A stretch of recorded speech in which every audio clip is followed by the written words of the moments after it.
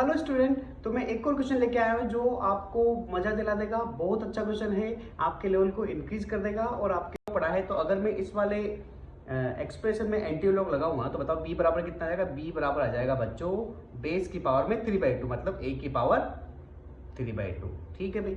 अच्छा, इसी तरीके से यहां पर भी एंटी लॉग लगाइए तो कितना डी की वैल्यू कितनी आ जाएगी बच्चों, c की पावर 5/4। ठीक है। अब आप मुझे बताइए, आपको क्वेश्चन में किसकी वैल्यू दे रखी है बच्चों, a माइनस सी की वैल्यू दे रखी है। ये बहुत अच्छा क्वेश्चन है बच्चों, ध्यान रखना।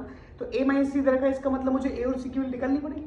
तो मैं यहां से a और c की वैल्यू निकालता हूं। तो देखिए यहां से a की वैल्यू क्या निकलेगी बच्चों, इस पावर को उधर लेके जाइए तो ये पावर जब उधर जाएगी रेसिप्रोकल हो जाएगी। तो कितना हो जाएगा, a बराबर हो जाएगा b की पावर 2/3। ठीक है भाई, ये एक वैल्यू आ चुकी है। ऐसे ही c की वैल्यू यहां से निकाल लीजिए, c की पावर आ जाएगी बच्चों d की पावर 4/5। तो ये c और a की वैल्यू निकल चुकी है। अब मुझे a माइनस सी 9 दिया हुआ है तो मैं लिख लेता हूं, मुझे a माइनस सी 9 दिया हुआ है।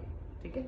अब आप मुझे बताइए, यहां पर आपको बोला गया है कि ABCD सारे क्या है, पॉजिटिव इंटीजर है। तो अब आप मुझे बताइए, आप अगर ढंग से देख पा रहे होंगे यहां पर अगर आप ढंग से देख रहे होंगे बच्चों, तो देखिए इसकी पावर, जो a की पावर है वो b स्क्वायर है और जो c की पावर है उस पर भी पावर 4 आ रहा है। मतलब ये इवन पावर है, मतलब ये किसी न किसी नंबर का स्क्वायर हो सकता है। तभी तो 5 स्क्वायर और c हो जाएगा 4 स्क्वायर, क्योंकि 5 स्क्वायर कितना होता है बच्चों 25 और 4 स्क्वायर कितना होता है 16। तो उनका डिफरेंस बच्चों 9 ही आने वाला है। तो यहां से आपको पता लग गया बच्चों कि a की वैल्यू तो क्या है बच्चों 5 स्क्वायर है। अच्छा, a की वैल्यू और क्या दे रखी है अपन को, b की पावर 2/3। अब अपन इन दोनों को कंपेयर कर लेते हैं।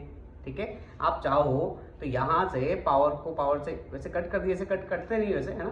तो यहां से 5 की वैल्यू आ जाएगी b की पावर 1/3। तो यहां से b की वैल्यू निकल जाएगी आपकी 5 की पावर 3, मतलब आ जाएगा 125। ये पहला काम तो अपना हो गया, पहला टास्क हो गया। दूसरा, आपने c को क्या माना था बच्चों, c को माना था आपने 4 का स्क्वायर। ठीक है। और c आया कितना था अपने पास, c का आया था d की पावर 4/5। तो ये आ गया था बच्चों d की पावर 4/5। अच्छा, 4 को आप क्या लिख सकते हो बच्चों, 2 की पावर 2, मतलब ये हो जाएगा 2 की पावर 4 हो जाएगा। अब अगर आप कंपेयर करोगे बच्चों तो 4 से 4 कट जाएगा और d की वैल्यू आ जाएगी बच्चों 2 की पावर 5, जो होता है 32। तो इस तरीके से आप अगर सोचोगे तो आप c और d की वैल्यू निकाल लोगे, c और नहीं सॉरी b और d की वैल्यू निकाल लोगे। हाँ कि ना, क्योंकि क्वेश्चन में आपसे क्या पूछा गया बच्चों, b माइनस डी की वैल्यू ही पूछी गई है। तो आप मुझे बताइए यहां से b माइनस डी क्या निकला बच्चों, बताइए। b की वैल्यू निकली आपकी 125 और डी की वैल्यू निकली है 32। तो ये आ जाएगा 93 के बराबर। तो अगर आप इस क्वेश्चन को इस तरह से नहीं सोचोगे तो नहीं कर पाओगे।